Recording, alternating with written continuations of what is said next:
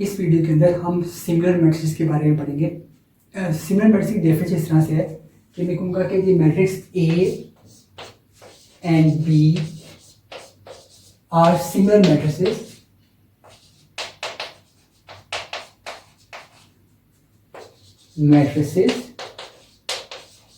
if A is equals to S B S inverse.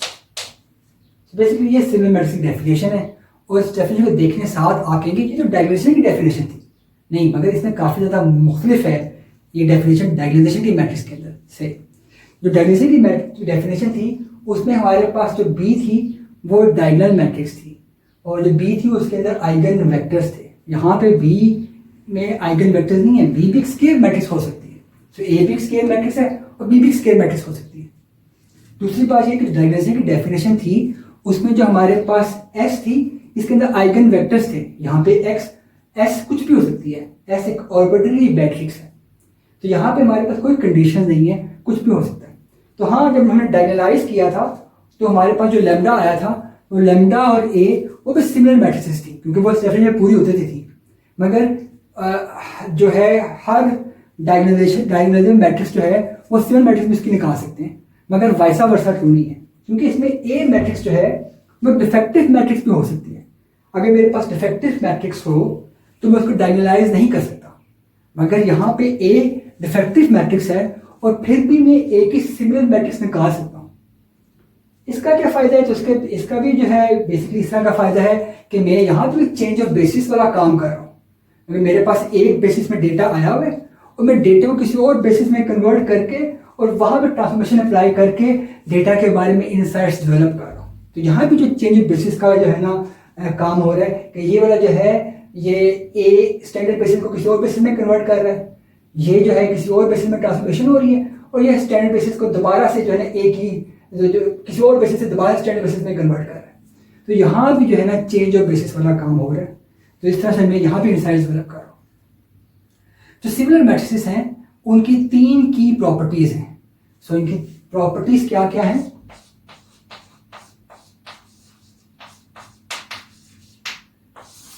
Number one कि A and B must have same eigen values.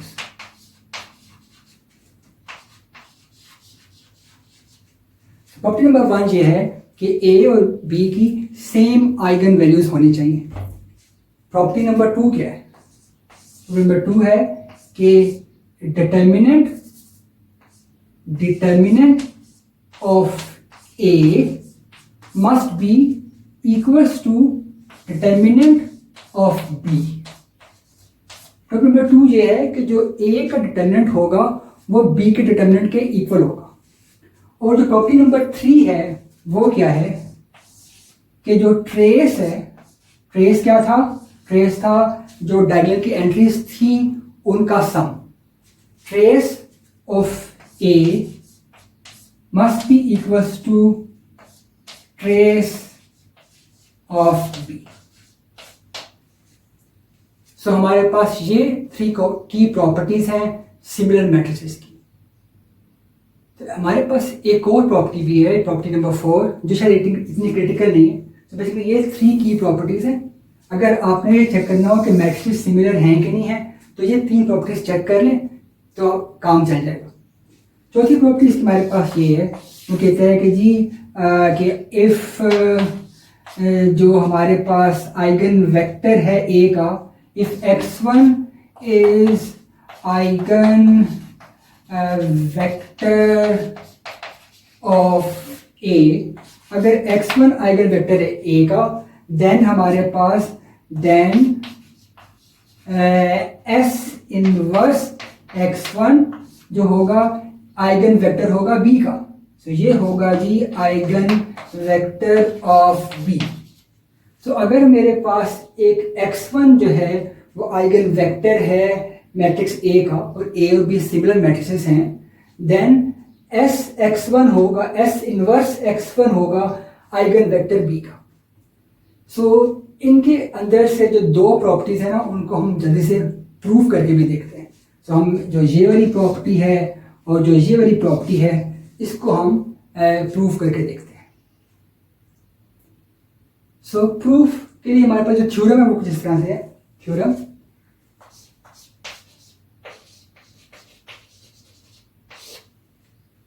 हमारे पास है कि जी if A and B are similar matrices,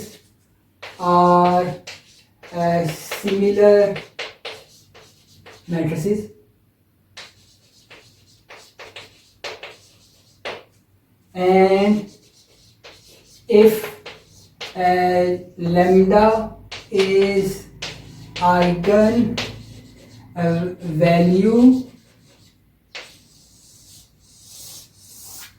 eigenvalue of A, then lambda must also be eigenvalue of B, must also be eigenvalue of B. So basically ये जो है हमने ये वाली statement जो है इसको हमने लिखा है बेसिकली। दूसरा जो चीज़ हमने प्रूफ करनी है वो ये कि if x1 is an eigenvector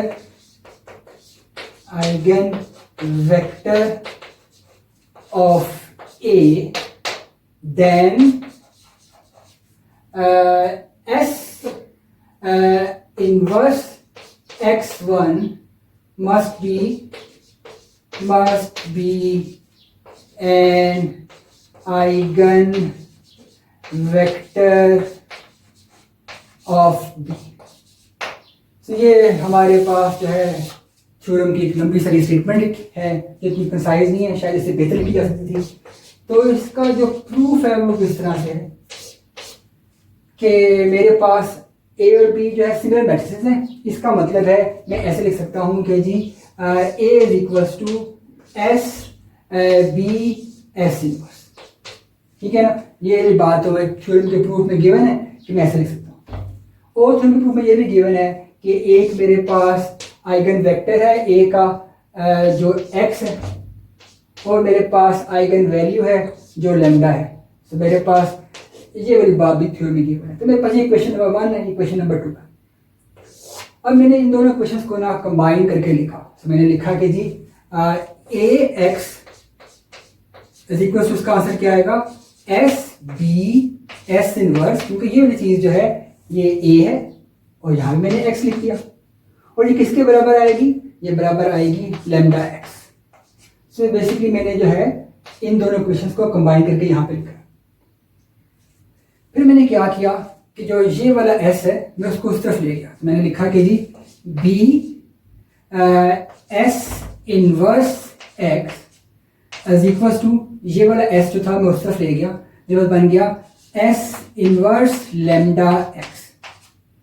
ठीक है, इस ax को फिलहाल मैंने इग्नोर कर दिया है, फिर मैं खाली इन दोनों से डील कर रहा हूं। सो फार सो गुड।